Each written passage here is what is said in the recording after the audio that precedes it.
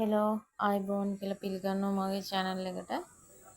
මම අද ඔයාලත් එක්ක කතා කරන්නේ පොඩි විශේෂ දෙයක්. විශේෂ දෙයක් කිව්වට මේ අපිට ලැබුණු පොඩි තෑග්ගක්. මේක අපිට හම්බුනේ මේ චොකලට් පෙට්ටියක් අපිට හම්බුනේ කුවේට් ඉඳන් අපේ පුංචි තමයි එවලා තිබ්බේ. මම මේක ගත්ත වීඩියෝ එක ඇත්තටම ෆෝන් එකේ තිබිලා ඩිලීට් වෙලා තියෙන්නේ. මම මේකෙන් ෆොටෝ ගත්ත ටික තමයි මම මේ ඔයාලත් එක්ක ෂෙයා කරගන්න ගත්තේ.